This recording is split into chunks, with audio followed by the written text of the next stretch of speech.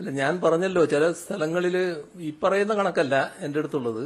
ഇവിടെ കാണേണ്ടത് നമ്മുടെ ചില പ്രദേശങ്ങളിൽ വോട്ടർമാർ ഒഴിവായി പോയതിനെ പറ്റി ചില പരിശോധനകൾ ആവശ്യമായിട്ടുണ്ട്. ആ പരിശോധനകൾ നടത്തേണ്ടതായിട്ടുണ്ട്. പ്രധാനപ്പെട്ട പലരും ഒഴിവായിട്ടുണ്ട്. ഇപ്പോൾ എല്ലാ തെരഞ്ഞെടുപ്പിലും വോട്ട് ചെയ്ത ചിലര് 2002 തെരഞ്ഞെടുപ്പിൽ ഇവിടെ വോട്ടുണ്ടായില്ല. അദ്ദേഹം ഔദ്യോഗികമായി ചിലപ്പോൾ കേരളത്തിന് പുറത്തായിരിക്കും. ബാക്കി എല്ലാ തെരഞ്ഞെടുപ്പിലൂടെ വോട്ട് ചെയ്തിട്ടുണ്ട്. അങ്ങനെയുള്ള ആളുകൾക്ക് ഇവിടെ വോട്ടില്ല. ഇപ്പോ ഒരാളെ കാര്യം എനിക്ക് നേരിട്ടറിയാം. കഴിഞ്ഞ ദിവസം നമ്മുടെ പഴയ രമൺ ശ്രീവാസ്തവയെ ഞാൻ കണ്ടിരുന്നു. അദ്ദേഹത്തെ എല്ലാവർക്കും അറിയാലോ. അദ്ദേഹം എന്നോട് പറഞ്ഞു, SIR അനുസരിച്ച് എനിക്കിപ്പോൾ വോട്ടില്ല. ഞാൻ ചോദിച്ചാൽ അതെന്താ? 2002 ഞാൻ ONGCയിലായിരുന്നു, അവിടെയാണ്. അപ്പൊ ഇവിടെ വോട്ടില്ല. ഇപ്പൊ അദ്ദേഹത്തിന് വോട്ടവകാശം കൊടുക്കുന്നില്ല എന്നാണ് പറയുന്നത്. കേൾക്കുന്നത് അത് കേൾവി മാത്രമേ ഉള്ളൂ. അദ്ദേഹത്തെ പോലുള്ള ചില പ്രധാനികൾ തന്നെ ഈ വോട്ടവകാശം ഇല്ലാത്തവരായിട്ടുണ്ട് എന്നാണ്. ചില അത്യുന്നതർ തന്നെ ഇങ്ങനെ ചില സ്ഥാനം വഹിച്ചവർ. അപ്പോ ഒരുപാട് സ്ഥലത്തുള്ളവര് വോട്ടവകാശം ഇല്ലാതായിട്ടുണ്ട്. ഇപ്പോൾ ഒരു വീട്ടിൽ ചെല്ലുന്നു, തൃക്കരിപ്പൂരൊരു അനുഭവം പറയുന്നുണ്ട്. വീട്ടിൽ ചെന്ന് ഒരു സ്ത്രീയെക്കുറിച്ച് അന്വേഷിക്കുമ്പോൾ അവരവിടെ ഇല്ല, ഇവിടെ സ്ഥലത്തില്ല എന്ന് രേഖപ്പെടുത്തുകയാണ്. അവര് പോസ്റ്റ് ഓഫീസിലെ ജോലിക്ക് പോയതാണ്. അതിനാണ് അവിടുന്ന് പോയതാണ് മറ്റൊരു സ്ഥലത്ത്, അവിടെ തന്നെ വേറെ അല്ല, രാവിലെ പോയതാണ്. ഇങ്ങനെയുള്ള ഒരുപാട് അനുഭവങ്ങൾ ഉണ്ടാകുന്നുണ്ട്. അപ്പോൾ അതുപോലുള്ള കാര്യങ്ങൾ തിരുത്തുന്നതിനും അവർക്കെല്ലാം വോട്ടവകാശം ഉറപ്പുവരുത്തുന്നതിനുമുള്ള നടപടി വേണമെന്നുള്ളതുകൊണ്ടാണ് ഒരു ഹെൽപ്പ് ഡെസ്ക് സർക്കാർ തന്നെ സഹായം ചെയ്തുകൊണ്ട് സ്ഥാപിക്കുന്നത്. എല്ലാം നമ്മുടെ സമയം കഴിഞ്ഞു പോയി കേട്ടാ. അല്ലല്ല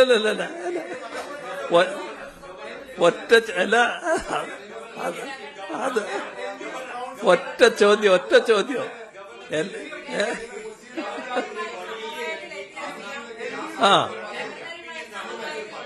ഇത് ഈ ഒരു ചോദ്യത്തിന് മാത്രമേ മറുപടി പറയൂ. ഇനിയൊന്നും ഇന്ന് പറ്റില്ല.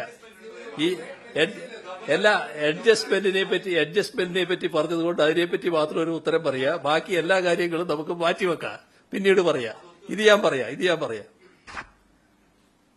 ഇവിടെ സംഭവിച്ചതെന്താ?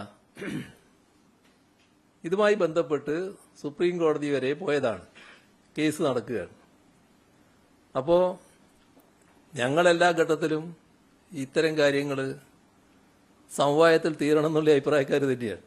പക്ഷേ അതല്ലാത്ത നിലപാടുകളാണ് പല ഘട്ടങ്ങളിലായിട്ടുണ്ടായത്. സുപ്രീം കോടതിയുടെ കേസിൽ സുപ്രീം കോടതി പറഞ്ഞു, ഇതുമായി ബന്ധപ്പെട്ട് മുഖ്യമന്ത്രി ഒരു പാനൽ നൽകണം. ആ പാനലിൽ നിന്ന് ഒരാളെ ഗവർണർ നിശ്ചയിക്കണം, വൈസ് ചാൻസലറായിട്ട്. ഇതാണ് സുപ്രീം കോടതി പറഞ്ഞത്. ആ കേസിന്റെ ഭാഗമായി വന്നു, പിന്നെ എൻ്റെ മുമ്പിലെത്തി. ഞാനത് പരിശോധിച്ചു, പേരുകൾ ഗവർണർക്ക് സമർപ്പിച്ചു. ഗവർണർ അതിൽ തീരുമാനമെടുത്തില്ല. അതിനു പകരം ചില പേരുകൾ നിർദ്ദേശിച്ചുകൊണ്ട് അദ്ദേഹം കോടതിയെ അറിയിക്കുന്ന സ്ഥിതിയുണ്ടായി. അപ്പം അതിനോട് യോജിച്ചില്ല. സുപ്രീം കോടതി അതിൽ കുറച്ച് കർക്കശമായ നിലപാടെടുത്തു. സുപ്രീം കോടതി എന്നിട്ട് പറഞ്ഞു, ആ കർക്കശ നിലപാടെടുത്തുകൊണ്ട് സുപ്രീം കോടതി പറഞ്ഞു, ഇതിൽ ഗവർണറും മുഖ്യമന്ത്രിയും സമവായം ഉണ്ടാക്കേണ്ടതാണ്, അതിനുവേണ്ടി ശ്രമിക്കേണ്ടതാണ്. നമ്മുടെ രാജ്യത്തെ അത്യുന്നത കോടതിയുടെ ഒരു നിർദ്ദേശമാണ് സമവായം ഉണ്ടാക്കാൻ ശ്രമിക്കണം എന്നുള്ളത്. ആ പരസ്യമായ നിർദ്ദേശം വന്നപ്പോൾ ഞങ്ങളതിന് അനുകൂലമായി പ്രതികരിച്ചു. ഞാനപ്പോൾ വേറെ ചില പരിപാടികളുമായിട്ട് തിരുവനന്തപുരത്തിന് പുറത്താണ്.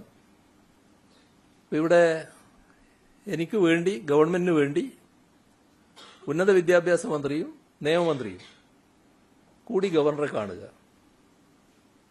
അത് ഗവർണറെ അറിയിച്ചു, ഞാൻ തന്നെ അറിയിച്ചു, ഇങ്ങനെ കാണാൻ ഉദ്ദേശിക്കുന്നു, അവർ വരും. അത് സമ്മതിച്ചു, പോയി കണ്ടു. അപ്പോൾ സുപ്രീം കോടതി പറഞ്ഞ സമവായത്തിന്റെ ശ്രമമാണ് നമ്മൾ നടത്തുന്നത്.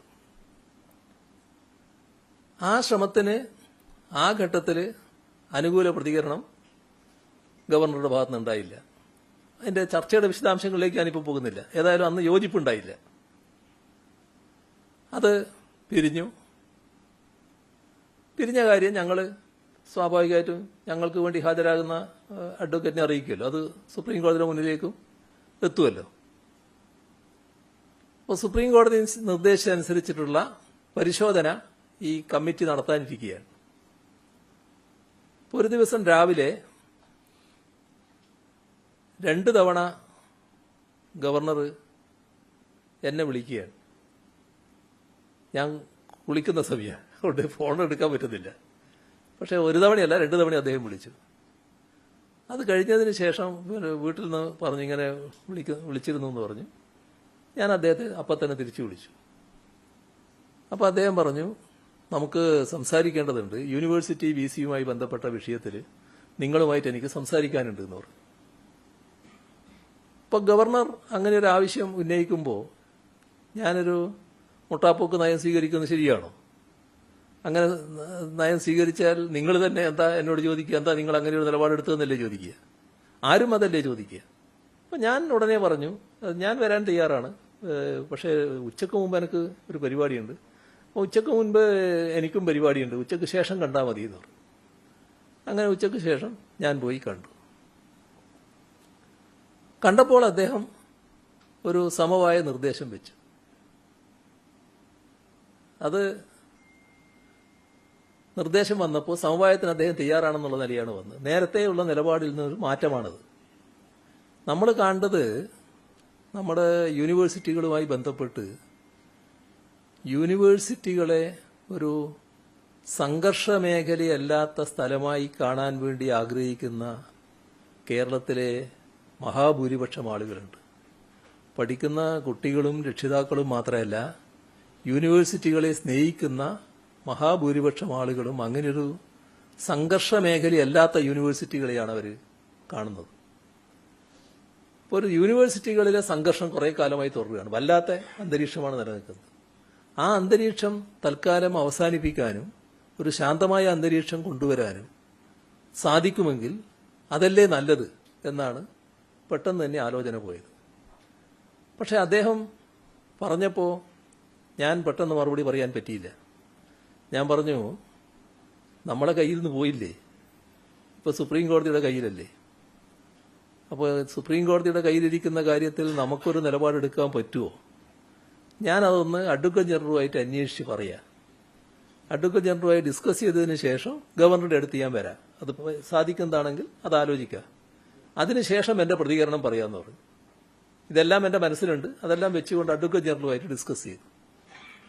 അപ്പോൾ അഡ്വക്കേറ്റ് ജനറൽ അതിൻ്റെ വശങ്ങളെല്ലാം പരിശോധിച്ച് അദ്ദേഹത്തിന് അതുമായി ബന്ധപ്പെട്ട് തുടർ നടപടികൾ സ്വീകരിക്കാമെന്ന അഭിപ്രായമുണ്ട്. പക്ഷേ അവിടെ ഹാജരാകുന്ന സുപ്രീം കോടതിയിൽ ഹാജരാകുന്ന പ്രധാനപ്പെട്ട സീനിയർ അഡ്വക്കേറ്റാണ് ജയദീപ് ഗുപ്ത. അദ്ദേഹമായിട്ട് കൂടി ഒന്ന് ഡിസ്കസ് ചെയ്തിട്ട് പറയാമെന്ന് പറഞ്ഞു. ആ ഡിസ്കഷൻ കഴിഞ്ഞതിന് ശേഷം അദ്ദേഹം എന്നെ വിളിച്ചു. നമുക്ക് തുടർ നടപടി സ്വീകരിക്കാമെന്ന് പറഞ്ഞു. അങ്ങനെ ഞാൻ തിരിച്ചുപോയി ആ സമവായ നിർദ്ദേശം അംഗീകരിച്ചു. ഇതാണ് ഉണ്ടായത്. അത് നമ്മുടെ കേരളത്തിലെ ഉന്നത വിദ്യാഭ്യാസ മേഖലയ്ക്ക് ഗുണകരമായൊരു കാര്യമാണ്. ഉന്നത വിദ്യാഭ്യാസ മേഖലയുടെ ഭാഗമായി യൂണിവേഴ്സിറ്റികൾ ശാന്തമായ അന്തരീക്ഷത്തിൽ പോകണം. അതിന് ഈ നില തന്നെ തുറന്നും സ്വീകരിച്ചു പോകണം എന്ന് അദ്ദേഹത്തോട് ഞാൻ പറയുകയുണ്ടായി. അദ്ദേഹവും അത് അംഗീകരിക്കുന്ന നിലയാണുണ്ടായത്. അത് മെറിറ്റ് അടിസ്ഥാനത്തിൽ നമുക്ക് കാര്യങ്ങൾ നീക്കാം എന്ന് തന്നെ പറയുന്ന നിലയുണ്ടായി. അങ്ങനെയാണത് അവസാനിച്ചത്. ഇനി ഒരു കാര്യവും ഇപ്പോൾ പറയാൻ ഉദ്ദേശിക്കുന്നില്ല. ബാക്കി കാര്യങ്ങൾ പിന്നീട് നമുക്ക് പറയാം. ശരി.